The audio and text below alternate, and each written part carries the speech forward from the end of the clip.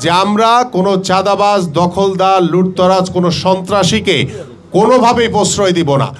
আমরা আপনাদের উপরে ওই যে আওয়ামী লীগ কী করছে, জোর করে আওয়ামীকরণ করার চেষ্টা করেছে, সবাইকে বাধ্য করেছে আওয়ামী লীগ করতে হবে, করছে না গত 17 বছর। কিন্তু আমরা কিন্তু এটা বলবো না, আমরা এটা বলবো না।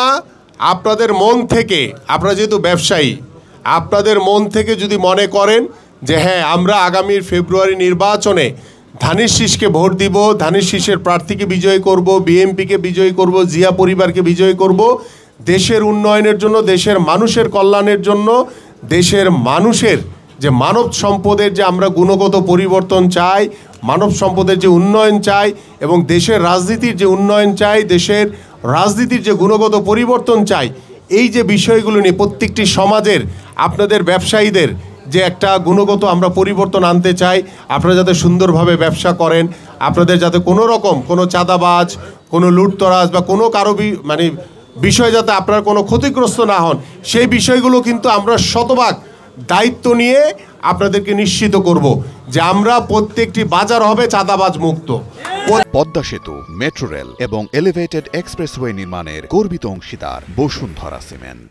যে আমরা প্রত্যেকটি বাজার হবে চাঁদাবাজ মুক্ত, প্রত্যেকটি বাজার হবে কোনো বিশৃঙ্খলা থাকবে না সেখানে।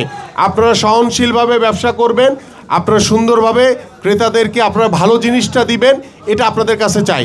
এই চিন্তা ভাবনা থেকে আমরা আশা করছি আগামীর ফেব্রুয়ারিতে যে নির্বাচন হবে, সেই নির্বাচনে আল্লাহর রহমতে আপনাদের ভোটে, দেশের সাধারণ মানুষের ভোটে বাংলাদেশ জাতীয়তাবাদী দল বিএনপি নির্বাচিত হলে, এবং এখানে আমার ঢাকা 16 আসনের ভোটার রয়েছেন অনেকে, এই পল্লবী এবং রূপনগরের এবং আশেপাশে অনেক এলাকার ভোটাররা রয়েছেন। আপনারা সকলকেই আমি আহ্বান করব, ইনশাল্লাহ আমরা এইভাবে ঐক্যবদ্ধ থেকে, সুসংগঠিত থেকে ইনশাল্লাহ আগামীর যে নির্বাচন হবে সেই নির্বাচনে ধানের শীষের প্রতীকে বিএনপিকে, জিয়া পরিবারকে, আপনাদের পছন্দের প্রার্থীকে ভোট দিয়ে ইনশাল্লাহ আপনারা জয়যুক্ত করবেন।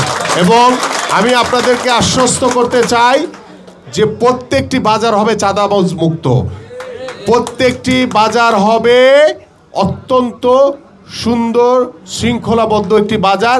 সেই বিষয়ে আপনাদের সাথে বসে আলোচনা করে এখন হয়তো বা পারবো না করতে, আগামী নির্বাচনের পরে আপনাদের সাথে ইনশাল্লাহ আবার বসবো, আবার কথা হবে প্রত্যেকটি বাজারকে কিভাবে একটি শৃঙ্খলার ভিতরে আনা যায়। এবং ওই যে আমাদের এক ভাই বলেছে যে পাকা করা দরকার, উপরে শেড দরকার, এই বিষয়গুলো পরবর্তীতে আপনাদেরকে স্থায়ীভাবে বরাদ্দর মাধ্যমে কিভাবে সুন্দরভাবে যাতে আপনারা স্থায়ীভাবে ব্যবসাটা করতে পারেন সেই ব্যবস্থা ইনশাল্লাহ আমরা করব আগামীতে। এই জন্য আমি আবারও বলছি যে আমরা কোনো চাঁদাবাজ, দখলদার, লুটতরাজ, কোনো সন্ত্রাসীকে কোনোভাবেই প্রশ্রয় দিব না। সেই বিষয়ে আমরা জিরো টলারেন্স। আমরা যাকে পাবো, যেই অন্যায় করবে, বিশৃঙ্খলা করবে, তাকে আমরা আইনের আওতায় এনে তার বিচার করা হবে। আমরা সেই জায়গাতে কাউকে ছাড় দিব না। এবং আমি আপনাদেরকে আশ্বস্ত করছি, আপনারা যদি এইভাবে ঐক্যবদ্ধ থাকেন, কোনো বিশৃঙ্খলাকারী, কোনো চাঁদাবাজ আপনাদের কোনো কিছুই করতে পারবে না, কোনো ক্ষতি করতে পারবে না ইনশাল্লাহ। এবং আমি আপনাদের পাশে রয়েছি, পাশে থাকবো ইনশাল্লাহ।